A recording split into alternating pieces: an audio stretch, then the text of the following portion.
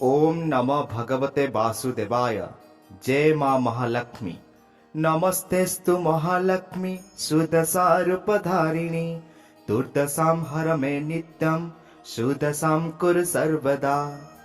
प्रिय दर्शक बंधु, आपण कौन जानिछंती काहेकि किछि परिवार रे सबुबले हस खुशी भरी रही थाए?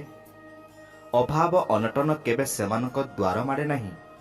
अन्यपटे किछि लोक सारा जीवन कठिन परिश्रम करी मध्य काहेकि दारिद्र्यर अंधकार रे सढ़ुथांती? कौन एमिति एक गुप्त रहस्य अछि जहाकू पालन कले जड़े व्यक्तिर दशा बदली सुदशारे परिणत होइथाए?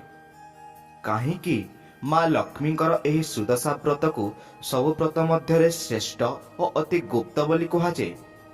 कौन सेही भूल जहा अजाणतरे कले कोटिपति मध्य क्षण करे रोडपट्टी पलटि जाए? आजिर एही विशेष आध्यात्मिक यात्रा रे आमे सुदशा व्रतर सही अकुआ कथा एवं गुड़ रहस्य विषय आलोचना करिबा, जहा आपणक भाग्यर बंद कबाट को खोली देवार सामर्थ्य रखे। शास्त्र अनुसार जेतेबेले शुक्ल पक्ष दशमी तिथि सहित गुरुवार संजोग हुए, सेही दिनटी को सुदशा व्रत भावे पालन करा जाए। यह केवल एक पर्व नुहे, बरं मां महालक्ष्मींकर अपार करुणा लाभ करिवार एक सुवर्ण सुजोग। कुहाजाए संसार रे दुई प्रकार दशा रही थाए, गोटिए दुर्दशा और अन्यटी सुदशा। जेतेबेले मनीष उपरे शनि किंबा अन्यान्य ग्रह मानकर कुदृष्टि पड़े किंबा पापर भार बढ़ी थाए, सेतेबेले से दुर्दशा भोग करे। किंतु जेउ घरे मां लक्ष्मींकर एही गुप्त व्रतटी निष्ठार सह पालन करा जाए, सेठारे दुर्दशा विदाय निये और सौभाग्यर सूर्य उदय हुए। एही व्रतर सबुठारु बड़ रहस्य हेउची दश संख्या। दशमी तिथि, 10 पाखुड़ा पद्म, 10 मुठा चाउल, 10 प्रकारर फूल एवं सबुठारु गुरुत्वपूर्ण हेउची हातरे बंधा हेउथबा सेही 10 पावर विशिष्ट व्रत बा सूता। एही सूता केवल एक साधारण डोरी नुहे, यह मांकर 10 अवतार और 10 दिगर रक्षा कवच। प्रिय दर्शक बंधु, आपनकु मोर छोट अनुरोध, दयाकरी भिडियोटी को लाइक करी तले दिया जाइथिबा कमेंट बॉक्स रे जय मां लक्ष्मी लिखि दियंतु। मां आपनकर समस्त इच्छा को पूर्ण करिवे। तेबे चलंतु डेरी न करी भिडियोटी को संपूर्ण भावे देखिबा। पुराण वर्णना अनुଯାयी एही व्रतर महात्म्य स्वयं भगवान श्रीकृष्ण पांडव मानकु कहिथिले। जेतेबेले पांडव माने वनवास समय अति कष्टरे कालातिपात करुथिले, सेतेबेले माता द्रौपदी एही व्रत को पालन करी निजर हजि जाइथिबा सम्मान और राज्य को फेरी पाइथिले। किंतु आजिर समय आमे जानिछु कि एही व्रत पछरे थिबा सेही मनस्तात्विक और आध्यात्मिक शक्ति कौन? यह केवल उपवास रहिबा नुहे, यह हेउची निज भितरे थिबा 10टी इंद्रिय को नियंत्रण करी मां को चरण रे समर्पित करिवार प्रक्रिया। सुदशा व्रत पालन करुथबा नारी माने मने रखिबा उचित जे यह एक गुप्त व्रत। यार अर्थ हेउची आपण जेते शांत, संयम और गोपनीय भावे मां को आराधना करिवे, फल सेते शीघ्र प्राप्त हेबो। अनेक समय लोक माने प्रश्न करती, आज्ञा आमे तो सबु पूजा करुछु, तथापि आम घर अभाव जाऊ नाही काहेकि? यार उत्तर एही व्रतर विधि विधान मध्य लुचि रही। सुदशा व्रतरे व्यवहृत हेउथिबा हलदिया सुथा साक्षात नारायणकर प्रतीक एवं सेथिरे थिबा 10टी गंठी मां लक्ष्मींकर 10टी स्वरूप को दर्शाए। एही व्रत को पालन करिबा समय मनरे भक्ति जेतिकी गुरुत्वपूर्ण, शास्त्रीय नियम पालन करिबा मध्य सेतिकी आवश्यक। यदि आपण नियम रे सामान्य अवहेला करंती किंबा किछि निर्दिष्ट कार्य करंती, तेबे पुण्य मिलवा परिवर्ते दोष लागिथे। कौन सही नियम?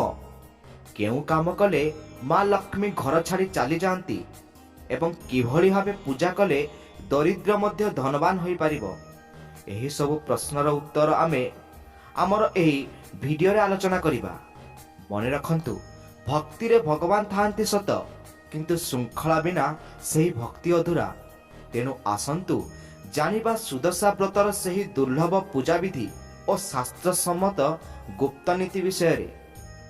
ଆପଣ କ'ଣ ଚାହାନ୍ତି ଆପଣଙ୍କ ଘରକୁ ମା ଲକ୍ଷ୍ମୀ ସ୍ଥାୟୀ ଭାବେ ଆଗମନ କରନ୍ତୁ? ତେବେ ଚାଲନ୍ତୁ ଜାଣିବା ସେହି ସିକ୍ରେଟ ପୂଜା ବିଧି, ଯାହା ହୁଏତ ଆପଣ ପୂର୍ବରୁ କେବେ ଶୁଣିନଥିବେ। ପ୍ରିୟ ଦର୍ଶକ ବନ୍ଧୁ, ପ୍ରଥମରୁ ଆମେ ଜାଣିଲେ ସୁଦଶା ବ୍ରତର ମାହାତ୍ମ୍ୟ ଓ ଏହାର ପୌରାଣିକ ପୃଷ୍ଠଭୂମି ବିଷୟରେ। କିନ୍ତୁ ଏବେ ପ୍ରଶ୍ନ ଉଠୁଛି, ଏହି ବ୍ରତକୁ ପ୍ରକୃତରେ ଶାସ୍ତ୍ରସମ୍ମତ ଭାବେ କିପରି ପାଳନ କରାଯାଏ? କାହିଁକି ଅନେକ ମହିଳା ବ୍ରତ କରି ମଧ୍ୟ ଏହାର ସମ୍ପୂର୍ଣ୍ଣ ଫଳ ପାଆନ୍ତି ନାହିଁ? କ'ଣ ସେହି ପୂଜାବିଧି ଯାହା ମା ମହାଲକ୍ଷ୍ମୀଙ୍କୁ ଅତି ପ୍ରିୟ? ଆସନ୍ତୁ ଜାଣିବା ସୁଦଶା ବ୍ରତର ସେହି ସୂକ୍ଷ୍ମ ନିୟମାବଳୀ, ଯାହା ଆପଣଙ୍କ ଘରେ ସୁଖ, ଶାନ୍ତି ଓ ଐଶ୍ୱର୍ଯ୍ୟର ବର୍ଷା କରିବ। ସୁଦଶା ବ୍ରତ ପାଳନ କରିବା ପାଇଁ ସବୁଠାରୁ ଗୁରୁତ୍ୱପୂର୍ଣ୍ଣ ସାମଗ୍ରୀ ହେଉଛି ବ୍ରତ ବା ହଳଦିଆ ସୂତା। ଏହା କେବଳ ଏକ ସୂତା ନୁହେଁ, ଏହା ହେଉଛି ମାଙ୍କର ଆଶୀର୍ବାଦର ଏକ ଶକ୍ତିଶାଳୀ ମାଧ୍ୟମ। ମନେ ରଖନ୍ତୁ, ଏହି ସୂତାରେ 10ଟି ପାଅ ରହିବା ଆବଶ୍ୟକ ଏବଂ ସେଥିରେ 10ଟି ଗଣ୍ଠି ଦିଆଯାଇଥାଏ। ଏହି 10ଟି ଗଣ୍ଠି ମା ଲକ୍ଷ୍ମୀଙ୍କର 10ଟି ନାମକୁ ପ୍ରତିନିଧିତ୍ୱ କରେ, ଯଥା ଲକ୍ଷ୍ମୀ, ଅଲକ୍ଷ୍ମୀନାଶିନୀ, କମଳା, ଶ୍ରୀ, ପଦ୍ମା, ପଦ୍ମାଳୟା, ହରିପ୍ରିୟା, ବିଷ୍ଣୁପ୍ରିୟା, ଚଞ୍ଚଳା ଓ ମହାଲକ୍ଷ୍ମୀ। ପୂଜା ପୂର୍ବରୁ ଏହି ବ୍ରତକୁ ସଜାଇବା ଓ ସଂସ୍କାର କରିବା ହେଉଛି ପ୍ରଥମ ପାହାଚ। ବ୍ରତ ଦିନ ଅମୃତ ବେଳାରେ ଶଯ୍ୟା ତ୍ୟାଗ କରିବା ଉଚିତ। ସୂର୍ଯ୍ୟୋଦୟ ପୂର୍ବରୁ ସ୍ନାନ ସାରି ଶୁଦ୍ଧ ବସ୍ତ୍ର ପରିଧାନ କରିବା ବିଧେୟ। ମନେ ରଖନ୍ତୁ, ସୁଦଶା ବ୍ରତରେ ହଳଦିଆ ରଙ୍ଗର ବହୁତ ଗୁରୁତ୍ୱ ରହିଛି, କାରଣ ଏହା ବୃହସ୍ପତି ଓ ନାରାୟଣଙ୍କର ପ୍ରିୟ ରଙ୍ଗ। ପୂଜାସ୍ଥଳକୁ ଗୋବର ଓ ଗଙ୍ଗା ଜଳରେ ଶୁଦ୍ଧ କରି ସେଠାରେ ସୁନ୍ଦର ମୁରୁଜ ବା ଝୋଟି ପକାଇବା ଉଚିତ। ବିଶେଷ କରି ପଦ୍ମ ଫୁଲରେ ଝୋଟି ମାଙ୍କର ଅତ୍ୟନ୍ତ ପ୍ରିୟ। ପୂଜା ସ୍ଥଳରେ ଏକ ପିଢ଼ା ଉପରେ ନୂତନ ବସ୍ତ୍ର ବିଛାଇ ମା ଲକ୍ଷ୍ମୀଙ୍କ ପ୍ରତିମା କିମ୍ବା ଫଟୋ ସ୍ଥାପନ କରନ୍ତୁ। ଏହି ବ୍ରତର ଏକ ଗୁପ୍ତ ରହସ୍ୟ ହେଉଛି କଳସ ସ୍ଥାପନ। କଳସ ପୂର୍ଣ୍ଣ କୁମ୍ଭ ଭାବେ ଗ୍ରହଣ କରାଯାଏ। କଳସ ମଧ୍ୟରେ ଶୁଦ୍ଧ ଜଳ, ଗୁଆ, ପଇସା, ଦୁବ ରଖିବା ସହ ତାର ଉପରେ ଆମ୍ରପଲ୍ଲବ ଓ ଏକ ନଡ଼ିଆ ରଖନ୍ତୁ। ଏହି କଳସକୁ ସାକ୍ଷାତ ବ୍ରହ୍ମା, ବିଷ୍ଣୁ ଓ ମହେଶ୍ୱରଙ୍କ ବାସସ୍ଥାନ ବୋଲି ମନାଯାଏ। ପୂଜା ସମୟରେ ମାଙ୍କୁ 10 ପ୍ରକାରର ଫୁଲ ଓ 10 ପ୍ରକାରର ଫଳ ଅର୍ପଣ କରିବା ବିଧି ରହିଛି। ଭୋଗ ଲଗାଇବା ସମୟରେ ନିଶ୍ଚିତ ଭାବେ ଧ୍ୟାନ ବା ଖଇର ବ୍ୟବହାର କରନ୍ତୁ, ଯାହା ସମୃଦ୍ଧିର ପ୍ରତୀକ। ଏବେ ଆସନ୍ତୁ ଜାଣିବା ସେହି ମହତ୍ୱପୂର୍ଣ୍ଣ ବିଷୟରେ। ଯେତେବେଳେ ବ୍ରତ ବା ସୂତାକୁ ଧାରଣ କରାଯାଏ, ବ୍ରତ ପୂଜା ସରିବା ପରେ ମାଙ୍କ ପାଖରେ ସମର୍ପିତ ସେହି ପବିତ୍ର ସୂତାକୁ ନାରୀମାନେ ନିଜର ଡାହାଣ ବାହୁରେ ଧାରଣ କରନ୍ତି। କିନ୍ତୁ ଏଠାରେ ଏକ ବଡ଼ ଭୁଲ ଅନେକ ଲୋକ କରନ୍ତି। ପୂର୍ବ ବର୍ଷର ପୁରୁଣା ବ୍ରତକୁ କେଉଁଠି ରଖିବେ? ଶାସ୍ତ୍ର ଅନୁସାରେ ପୁରୁଣା ବ୍ରତକୁ କେବେ ହେଲେ ଅଳିଆ ଗଦାରେ ବା ଅପରିଷ୍କାର ସ୍ଥାନରେ ଫିଙ୍ଗିବା ଉଚିତ ନୁହେଁ। ଏହାକୁ ପବିତ୍ର ଜଳରେ ବିସର୍ଜନ କରନ୍ତୁ କିମ୍ବା କୌଣସି ଶୁଦ୍ଧ ଗଛ ମୂଳରେ, ବେଲଗଛ ବା ତୁଳସୀ ଗଛ ହେଉ, ସାଇତି ରଖନ୍ତୁ। ଯଦି ଏହି ବ୍ରତ ହଜିଯାଏ କିମ୍ବା ଅପମାନିତ ହୁଏ, ତେବେ ଘରୁ ଲକ୍ଷ୍ମୀ ଛାଡ଼ି ଯାଆନ୍ତି ବୋଲି ବିଶ୍ୱାସ ରହିଛି। ସୁଦଶା ବ୍ରତର ଆଉ ଏକ ଗୁରୁତ୍ୱପୂର୍ଣ୍ଣ ଦିଗ ହେଉଛି ବ୍ରତ କଥା। କୁହାଯାଏ, ବିନା କଥା ଶ୍ରବଣରେ ପୂଜା ଅସମ୍ପୂର୍ଣ୍ଣ ରହେ। ବ୍ରତ କଥା ପାଠ କଲାବେଳେ ମନ ସମ୍ପୂର୍ଣ୍ଣ ଶାନ୍ତ ଓ ଭକ୍ତିମୟ ରହିବା ଆବଶ୍ୟକ।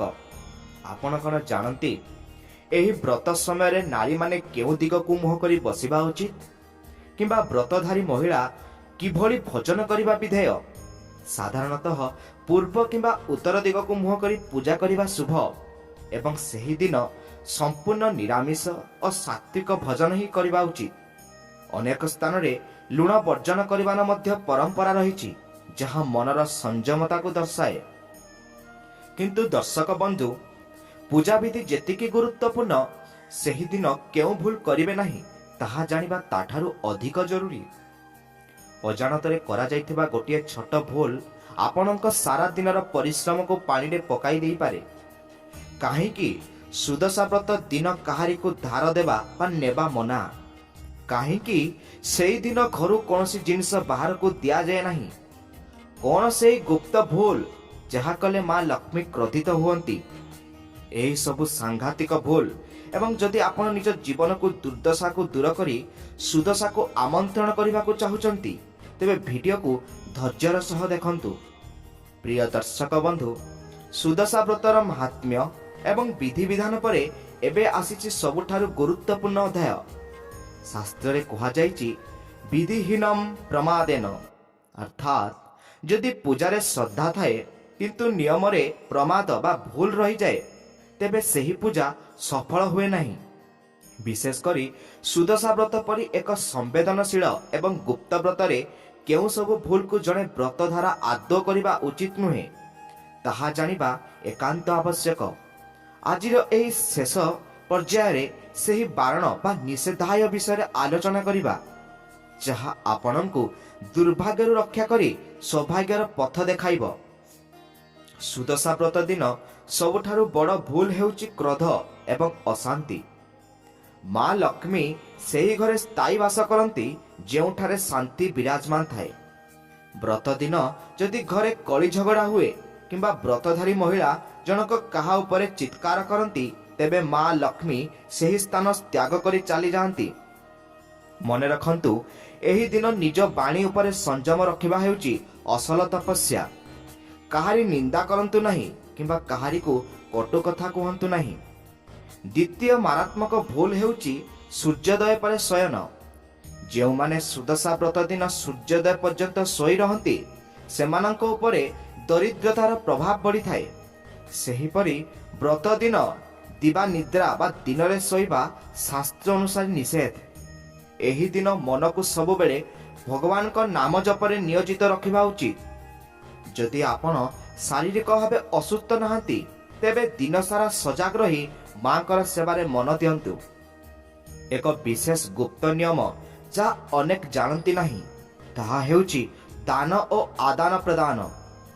ସୁଦଶା ବ୍ରତ ଦିନ ଘରୁ କୌଣସି ଜିନିଷ ବାହାରକୁ ଦିଅନ୍ତୁ ନାହିଁ କିମ୍ବା କାହାଠାରୁ କିଛି ଆଣନ୍ତୁ ନାହିଁ, ବିଶେଷ କରି ଧଳା ଜିନିଷ ଯାହା କ୍ଷୀର, ଦହି, ଚିନି କିମ୍ବା ଲୁଣ। ଏହି ଦିନ କାହାରିକୁ ଧାର ବି ଦିଅନ୍ତୁ ନାହିଁ।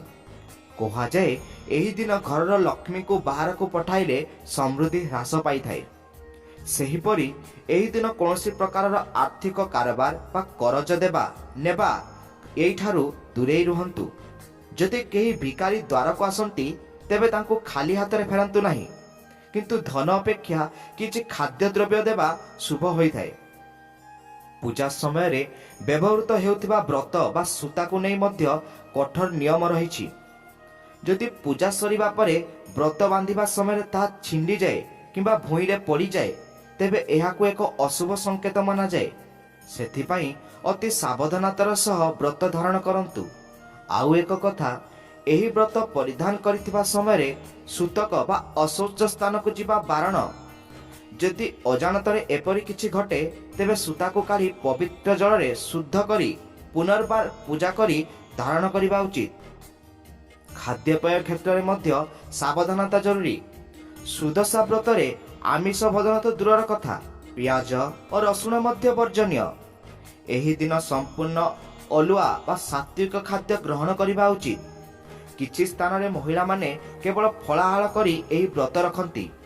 ଏହି ପବିତ୍ର ଦିନରେ ନିଶାଦ୍ରବ୍ୟ ସେବନ କିମ୍ବା ତାମସିକ ଗୁଣଠାରୁ ଦୂରେଇ ରହିଲେ ହିଁ ମାଙ୍କର କୃପା ମିଳିଥାଏ। ଆଧ୍ୟାତ୍ମିକ ଦୃଷ୍ଟିକୋଣରୁ ଦେଖିଲେ ସୁଦଶା ବ୍ରତ ହେଉଛି ପରିଷ୍କାର ପରିଚ୍ଛନ୍ନତାର ବ୍ରତ। ଯେଉଁ ଘରେ ଅଳିଆ ଆବର୍ଜନା ଜମା ହୋଇଥାଏ କିମ୍ବା ଯେଉଁଠି ମଇଳା ଲୁଗାପଟା ଏଣେତେଣେ ପଡ଼ିଥାଏ ସେଠାରେ ଲକ୍ଷ୍ମୀଙ୍କ ବଦଳରେ ଅଲକ୍ଷ୍ମୀ ବାସ କରନ୍ତି। ତେଣୁ ବ୍ରତ ଦିନ ଘରର କୋଣ ଅନୁକୋଣକୁ ସଫା ରଖନ୍ତୁ। ବିଶେଷ କରି ସନ୍ଧ୍ୟା ସମୟରେ ଘର ଅନ୍ଧାର ରଖନ୍ତୁ ନାହିଁ। ସନ୍ଧ୍ୟା ଆଳତୀ ସମୟରେ ଘରର ମୁଖ୍ୟ ଦ୍ୱାରରେ ଏକ ଘିଅ ଦୀପ ନିଶ୍ଚିତ ଜଳାନ୍ତୁ, କାରଣ ସେହି ସମୟରେ ହିଁ ମା ଲକ୍ଷ୍ମୀ ଭ୍ରମଣରେ ବାହାରନ୍ତି। ଶେଷରେ ଏହି ବ୍ରତର ସବୁଠାରୁ ବଡ଼ ଶକ୍ତି ହେଉଛି ବିଶ୍ୱାସ। ଯଦି ଆପଣ ମନରେ ସନ୍ଦେହ ରଖି କିମ୍ବା କାହାର ଦେଖା ଶିଖାରେ ଏହି ବ୍ରତ କରୁଛନ୍ତି ତେବେ ଏହାର ଫଳ ମିଳିବା କଷ୍ଟକର। ମାଙ୍କୁ ନିଜର ମା ଭାବେ ଗ୍ରହଣ କରି ସମ୍ପୂର୍ଣ୍ଣ ସମର୍ପଣ ଭାବରେ ଯଦି ଜଣେ ଗରିବ ନାରୀ ମଧ୍ୟ କେବଳ ମୁଠାଏ ଅରୁଆ ଚାଉଳ ଓ ଦୁବ ବରକୋଳି ପତ୍ରରେ ପୂଜା କରେ ମା ତା ଉପରେ ପ୍ରସନ୍ନ ହୁଅନ୍ତି। ସୁଦଶା ବ୍ରତର ଏହି ଗୁପ୍ତ ରହସ୍ୟ କେବଳ ଶାସ୍ତ୍ରରେ ନାହିଁ ବରଂ ଆପଣଙ୍କ ଅନ୍ତରର ଭକ୍ତିରେ ହିଁ ଲୁଚି ରହିଛି। ଆଶା କରୁଛି ସୁଦଶା ବ୍ରତ ଉପରେ ଆଧାରିତ ଏହି ସୂଚନା ଆପଣଙ୍କ ଜୀବନରେ ଆଲୋକ ଭରିଦେବ। ପ୍ରିୟ ଦର୍ଶକ ବନ୍ଧୁ, ଭିଡିଓଟିକୁ ଲାଇକ୍ କରି ତଳେ ଦିଆଯାଇଥିବା କମେଣ୍ଟ ବକ୍ସରେ ଜୟ ମା ଲକ୍ଷ୍ମୀ ଲେଖିବାକୁ ଜମାରୁ ଭୁଲନ୍ତୁ ନାହିଁ। ଯଦି ଆପଣ ନିଷ୍ଠାର ସହ ଏହି ସବୁ ନିୟମ ପାଳନ କରିବେ, ତେବେ ନିଶ୍ଚିତ ଭାବେ ଆପଣଙ୍କ ଜୀବନର ସବୁ ଦୁର୍ଦ୍ଦଶା ଦୂର ହେବ ଏବଂ ସୁଦଶାର ଆଗମନ ହେବ। ମା ମହାଲକ୍ଷ୍ମୀ ଆପଣଙ୍କ ସମସ୍ତଙ୍କର ମଙ୍ଗଳ କରନ୍ତୁ। ଜୟ ମା ଲକ୍ଷ୍ମୀ।